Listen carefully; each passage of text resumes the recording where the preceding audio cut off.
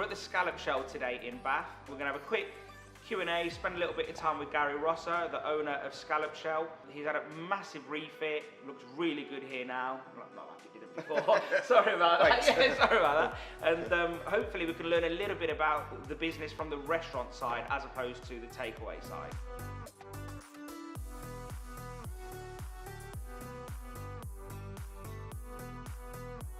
So Garry, being the chef, how has that helped you source and serve better fish and chips? I think, to be honest, it's helped massively, but it's been an amazing experience coming into the fish and chip industry like this, because as a chef, I think a lot of chefs try to make it complicated. They're looking at Michelin stars, they're looking at rosettes, and all this sort of thing. And I think as time's gone on, I wanted to try and relax a little bit more, try and enjoy the cooking, and actually I think really that comes with simplicity. And for me, and I don't know whether it's when you get older, you tend to think of your childhood, and I just remember thinking one day of those lovely times when you're eating fish and chips when you were a kid, and we used to always have fish and chips on a Friday night, and that was like the treat of the week. And I just thought, you know what, I love to do fish and chips.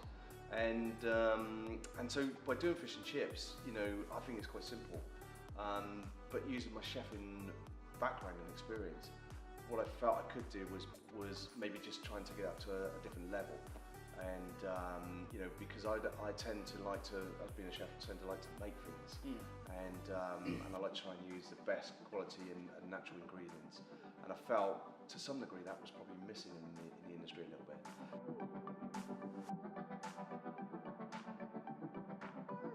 What's an average day for you like? Well, to be honest, Stelios, the average day's changed for me quite considerably, especially since the expansion. And before the expansion, it was 100 miles an hour, and really my day then was really doing all the fish, because that's what we specialise in. That's what it's about. I always say, if you've got fish and chips above the door, that's what you specialise in. You specialise in fish and chips. So my job really every day was to prepare and portion all the fish. We do up to 10 different species a day really, and but I always wanted to make sure that quality was right, and generally the run of the kitchen. My role has changed now because as we expanded, I've got a head chef as well. He's brilliant. I've worked with him on and off over 20 years really. And actually I've come out of the kitchen a little bit more, although I can't honestly say, I still can't leave it alone. So I tend to get in early and make some special, special dishes. Started making things like Langston bisque and things like that. Talking about that pot of the rainbow, you never get there. But actually in reality, I'm probably semi-retired from the kitchen. Because you can't have a head chef and not let him run it. Of course. So we run really well together.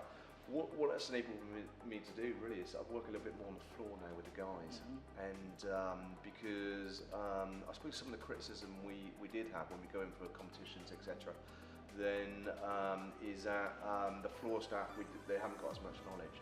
So I work a little bit on the floor now, and not only working on the floor, I work with the waitresses and the manager. A lot more training emphasis. Yeah, effectively, yeah. But I always love practical training. I mean, sat down in classrooms and etc. For me, it goes. If I can be there delivering every day of them, giving them an experience, trying to inspire them. That's what it's all about. I think people like seeing the owner working as well. I think it's important.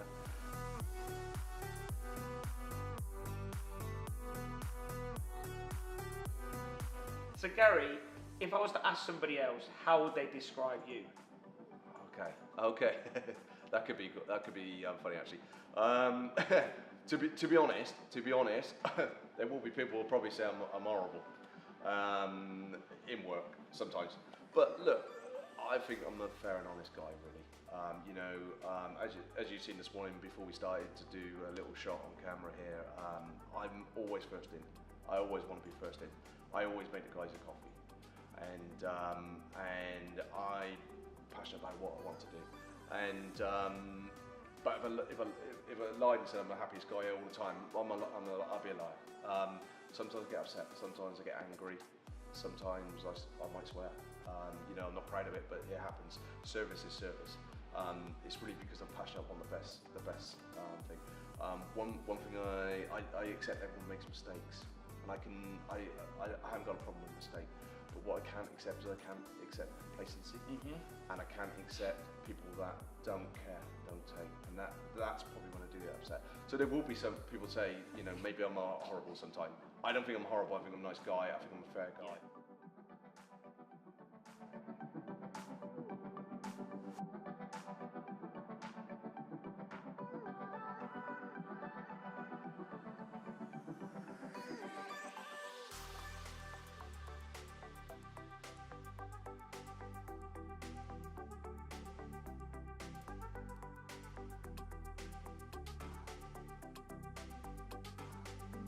On your menu, you've got lots of different species of fish that change. Run us through your thought process when you're selecting which fish and seafoods put on the menu. Okay, well, it's quite simple really, Stelios. You know, first of all, being a chef and lucky enough, I was able to work with a fantastic guy who taught me so much about fish and enlightened me about the wonderful fish and shellfish we have around our coast really. So for me, first of all, you know, we do so many species because we are an island surrounded by probably, really, to be honest, probably some of the best fish in the world and some of the best shellfish in the world, and it just makes you smile when it comes in really. So for me, the reason why we do so much really is it's a celebration of what we have around our shores and very native to us, and also, to be honest, it makes really good business because you know, there's people are so scared of fish and so scared of shellfish. Not many people do it. To be honest, a lot of chefs are scared of fish and shellfish, and so that's why you don't see it as much on restaurant menus. And also lots of other things like price fluctuations, etc. But the reason how we determine that, how we determine what we're going to put on the menu, etc., is we always try and buy where possible. Naturally, it has to be the freshest possible.